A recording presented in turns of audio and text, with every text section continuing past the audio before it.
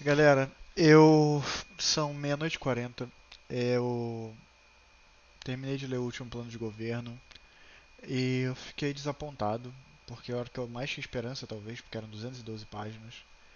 E não trata de dados, ele não trata de números, ele não fala como ele vai fazer as coisas, ele só fala que vai fazer. É, é o candidato Paulo Messina, do MDB, número 15, um cara que é focado na educação.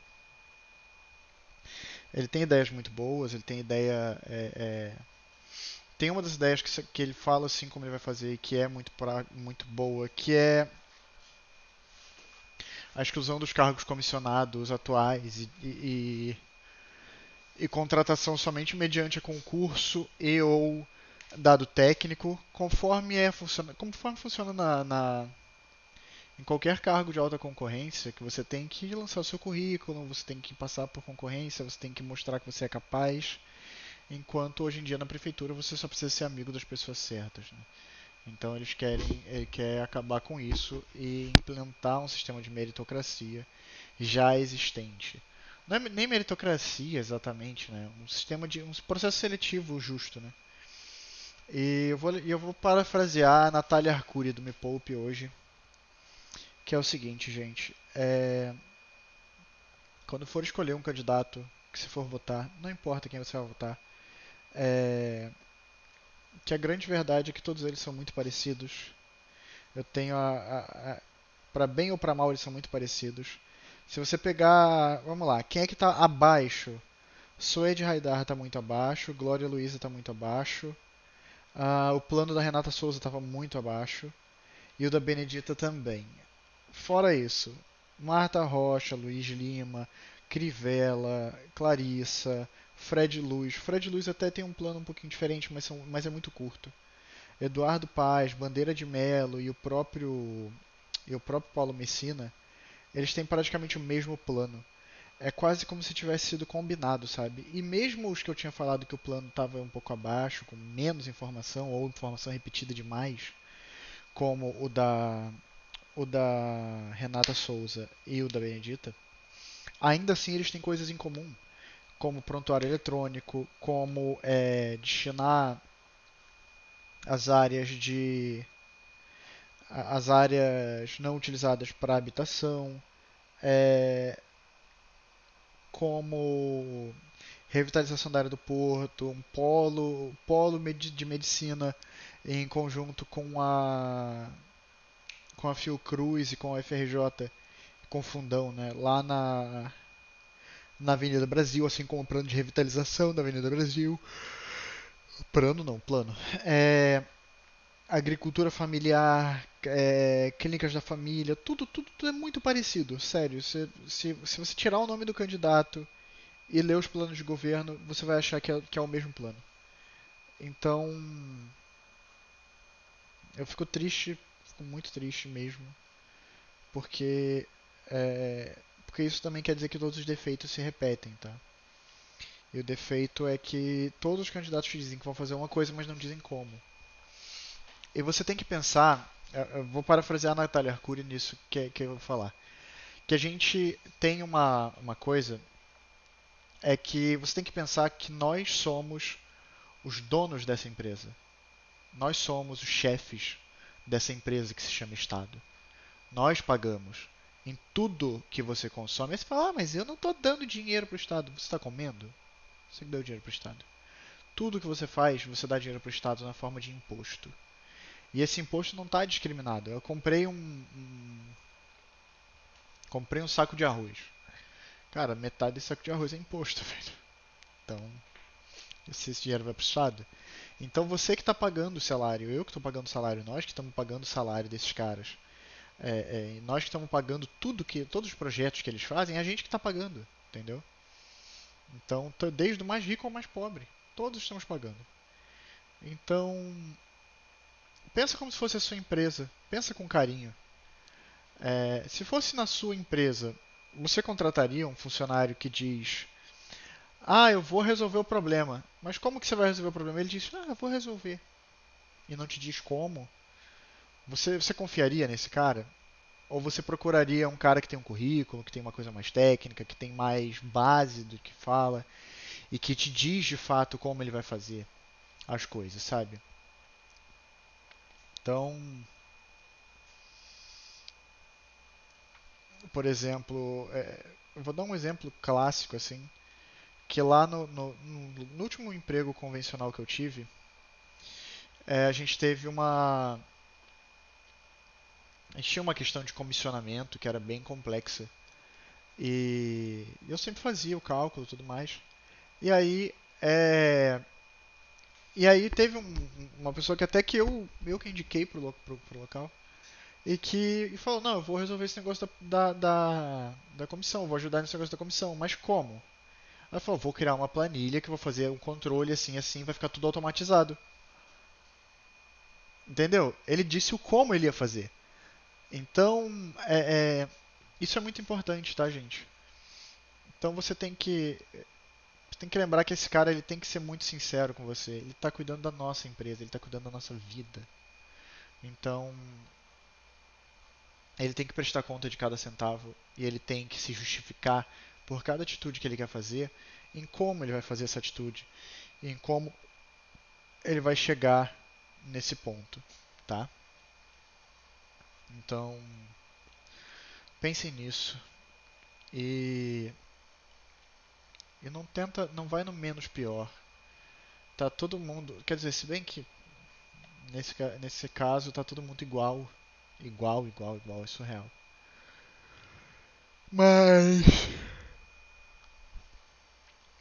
Mas nesse primeiro turno, segue seu coração, segue o candidato que você levou mais fé nos debates, que falou com mais consciência, com mais consistência. É,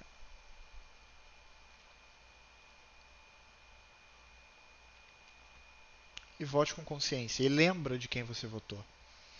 Não só para prefeito, mas para vereador também. Lembra de quem você votou. E lembra de cobrar, tá? Lembra de cobrar depois. Porque, né? É isso. E eu tenho um recadinho para os meus amigos de São Paulo. Eu não consegui fazer a review dos planos, né? Mas eu tenho olhado a situação do estado e tudo mais. E eu queria falar algumas coisas, tá? É, o Bruno Covas, até a última vez que eu olhei, ele nem tinha plano de governo. O plano dele era só continuidade. O Celso Russomano não tem plano de governo. Ele é baseado em promessas, que nem o presidente que ele diz que apoia ele. Uh, e a gente tem alguns candidatos que têm propostas, tá?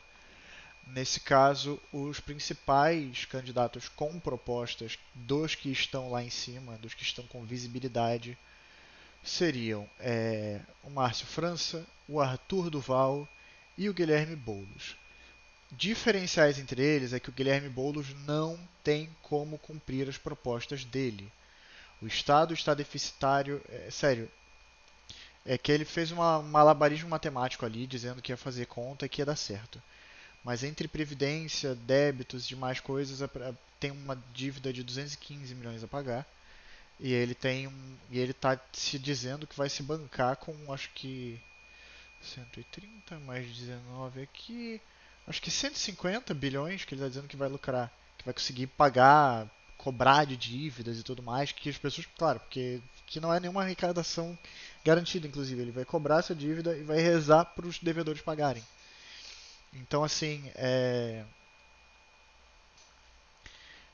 então ele é o único que fez propostas que não tem como pagar. Todos os outros candidatos, esses outros dois candidatos, Arthur Duval e Márcio França, ambos têm estudo de viabilidade e têm valor do que eles querem colocar. Se você vai tanto no YouTube do Arthur, ou no site dele, ou no plano de governo do Márcio França, eles têm certinho de onde eles vão tirar o valor, como vão tirar e tudo mais. Como tipo, o Márcio França quer um projeto de gratuidade e ele já falou, não, já tem até as parcerias, as empresas e tudo mais, e está certinho o valor que ele vai arrecadar através de publicidade em vários lugares do ônibus. E esse lugar é exatamente a verba que ele vai usar para bancar a despesa dessa gratuidade. E o Arthur também, ele basicamente, a maior parte da receita que ele vai ter para manejar o governo vai ser através de arrecadação com mudança do plano diretor, arrecadação através do ISS, que ele quer desonerar, né, e tirar o problema dos empreendedores. Então o cara vai consumir, vai criar mais, vai desenvolver mais, vai gerar mais e consequentemente vai dar mais retorno. E tem uma e a outra principal proposta dele que é o enxugamento da máquina pública. O Márcio França também tem essa mesma proposta. Ele já falou 99%. 99% ele vai tirar de cargo comissionado. Então vai ser. São dois caras que entendem que o que acontece é você cobrar dívida não depende de você, depende do devedor. Se o devedor não te pagar, você está fudido. Você investir num negócio pode dar certo ou pode dar errado, você pode não ter o retorno esperado, então você está botando uma projeção que você não sabe se é real ou não. Em compensação, você enxugar gasto e reduzir enxugar, digamos, eu vou ter 30 bilhões de gasto. Não, não, não. Vou reduzir aqui, eu vou ter 8 bilhões de gasto. Cara, isso libera 22 bilhões para você. Isso só depende de você. Você não depende de ter retorno financeiro, você não depende de investimento, você não depende de nada. Então são dois candidatos que estão com o pé no chão e que estão fazendo propostas que só dependem deles para acontecer. Tá? Então, se você quer votar em alguém mais moderado e mais do diálogo e que tem mais experiência na máquina pública, vota no Márcio França. Se você quer votar em alguém cheio de ímpeto, cheio de gás, que veio da iniciativa privada e que quer mostrar que dá para mudar São Paulo numa maneira empreendedora de ver, você vota no Arthur Duval.